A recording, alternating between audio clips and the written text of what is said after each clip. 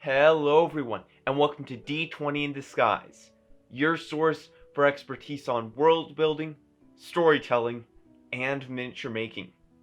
Now, in today's video, I'm going to be giving a short review on the D&D 5th edition rulebook, Volo's Guide to Monsters. Now, I know that Volo's Guide came out over 4 years ago, but I really do like the direction that Wizards of the Coast took with this rulebook, and I wanted to share my thoughts on that. If you do end up enjoying today's video, then please be sure to hit that like button, and that subscribe button, and that notification bell so you don't miss a single one of my uploads. But without further ado, let's get right into today's video. Welcome to D20 in Disguise.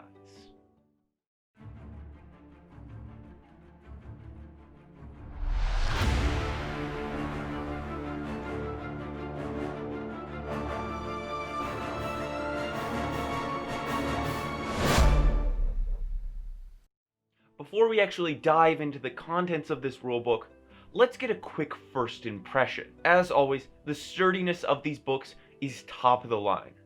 The cover feels really nice, the pages feel crisp, and the binding feels like it's probably going to stay in one piece for quite a while. The overall length of the book is 224 pages, which is about the same as Xanathar's Guide to Everything, and also about what I was expecting. Now, let's actually see what the insides have to offer. Volo's Guide to Monsters is divided up into 3 sections: monster lore, character races, and the Bestiary. Now I'm going to be covering each of these 3 sections individually and then come together at the end of the video to give my final thoughts on the overall book.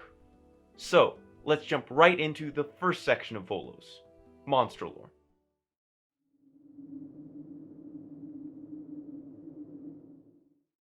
The first section of Volo's Guide, Monster Lore, is by far my favorite part of this book. In this section, popular monsters such as beholders, hags, goblins, orcs, kobolds are covered in extreme depth. This section is filled to the brim with historical and cultural tidbits, random tables and charts, and other tools which you can use to flesh out these monsters to an insane level. For example, the section in this chapter covering beholders explains how beholders typically use each of their kinds of eye stalks, whether that's for excavation, combat, or utility, which that insane amount of detail can add so much flair and world building to your story. It's insane.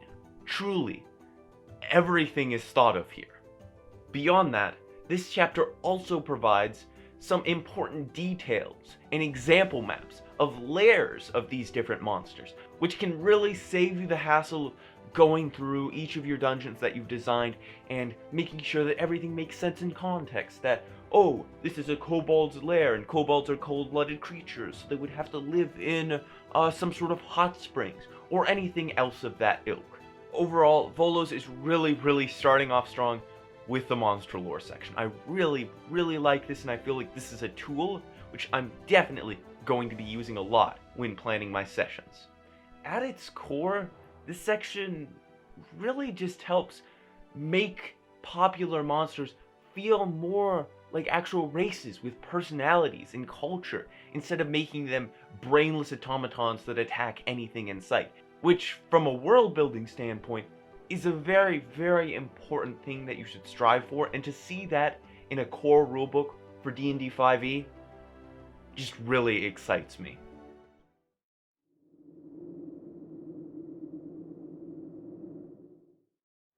The second section of Volo's Guide, Character Races, aims to add to the already diverse list of playable races with new races such as the ASMR, and the Goliath, and the Kenku, and more.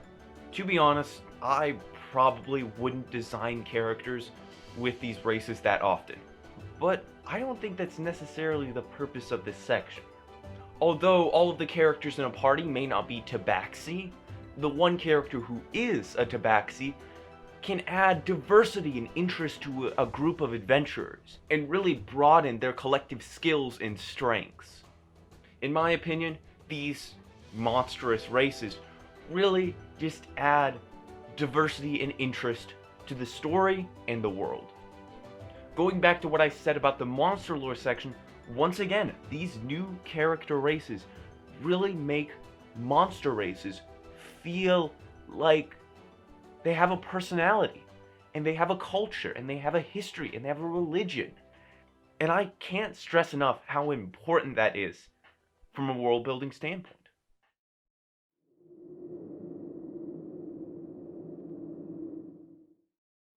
To be completely honest with you, the third section of Volo's guide, the Bestiary, is really just icing on the cake at this point.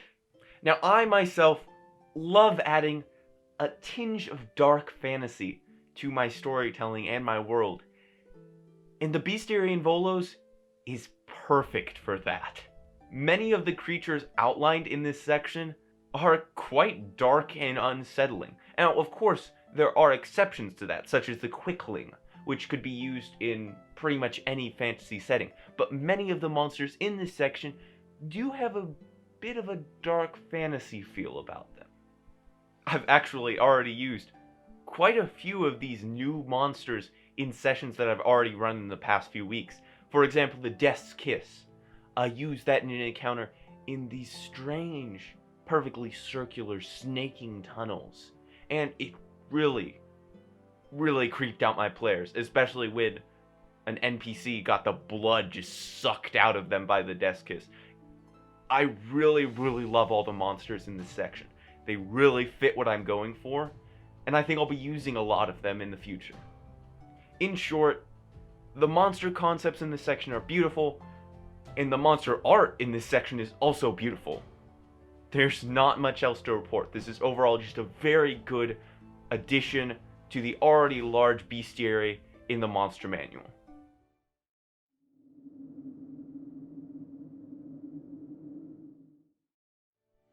Overall, I am highly impressed with the quality of Volo's Guide to Monsters.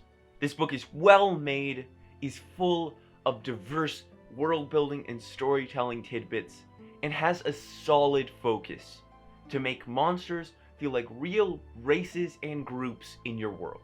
And I have to say, from how much I've already used this book while prepping for sessions, I'm probably going to be using Volo's quite a lot. And those are my thoughts on Volo's Guide to Monsters. Overall, this is a beautifully crafted tool for GMs to flesh out world building and storytelling, and I'd suggest this book to any GMs who want to add a little bit of flair to their combat and social encounters with monsters. If any of you have any questions about Volos that I didn't get to cover in this video, be sure to comment them down below, and I'll be sure to get back to you as soon as I can. Anyway, you all have a great day. Keep on creating, stay safe, and I will see you in the next video.